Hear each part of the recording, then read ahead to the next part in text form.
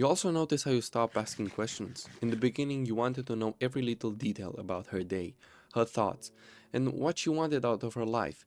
But when things start dying, that genuine curiosity evaporates. She walks through the door after a long shift, and instead of wanting to know how it went, you just feel this low key dread because you know how her bad day means your entire evening is going to be spent managing her emotional fallout.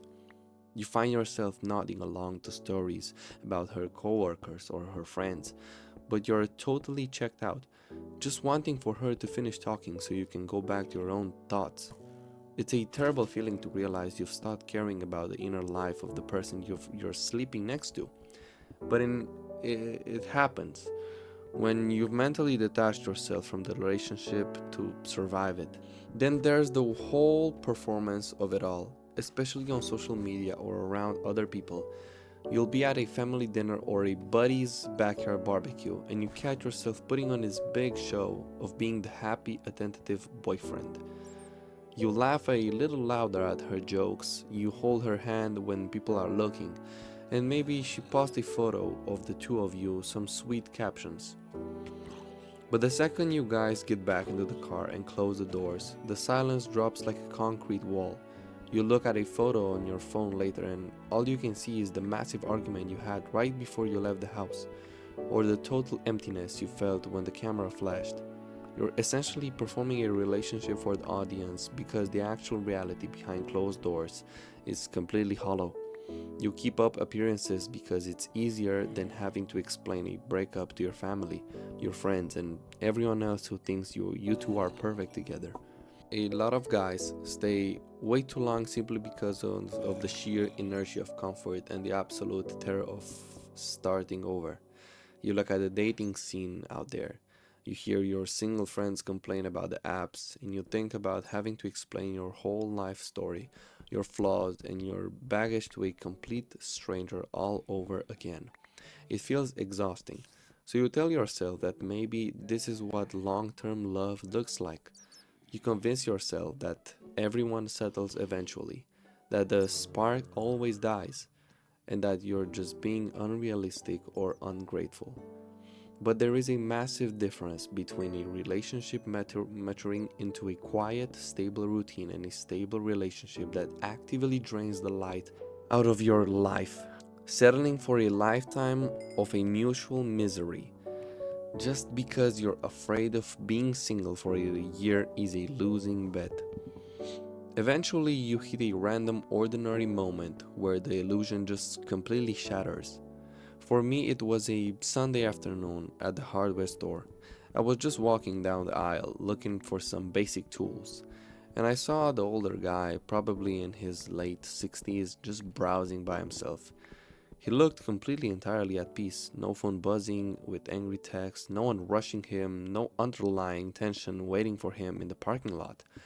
And I realized with this sudden sickening clarity that I was deeply profoundly jealous of a random guy looking at screwdrivers. That's when the lightning bolt hits you. You are spending the only life you get trying to keep a dying fire alive, just out of habit. When you finally take the leap and say the words, it rips you apart for a little while. Sure, but being alone and lonely for a bit is infinitely better than being lonely while sitting right next to the person who is supposed to love you. You also reach a point where the physical connection completely shifts from being a expression of love to a checklist item you're trying to get through every day. It's not even just about sex, it's the casual stuff like brushing past each other in the kitchen or sitting on the couch to watch a movie. You find yourself angling your body away from her or keeping a deliberate cushion of space between you because any physical contact feels like a demand and you don't have the energy to meet. Kissing her goodbye before work becomes this mechanical, perfectionatory habit, a quick peck on the cheek that feels identical to checking your pockets for your keys before you lock the door. You look at her and you don't feel angry. You just feel an overwhelmingly sense of distance, realizing that you've somehow transitioned from passionate partners to glorified roommates who share a lease and a grocery bill. but absolutely nothing else. And let's be honest about the timing excuse, because that's the final bunker we all hide in. You tell yourself you'll wait until her birthday, or after the holidays, or until her big project at work is finished. But the calendar is a trap. There is never going to be a perfect, frictionless Tuesday afternoon to shatter someone's heart. By waiting for a convenient moment, you're just stretching out the sentence and making the eventual ending feel like even more of a betrayal because you've spent another 3 months pretending everything was fine.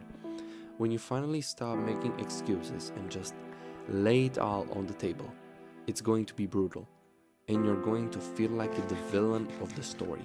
But the second you walk out that door, you'll realize that carrying the weight of an honest ending is a million times lighter than carrying the suffocating weight of a dishonest relationship.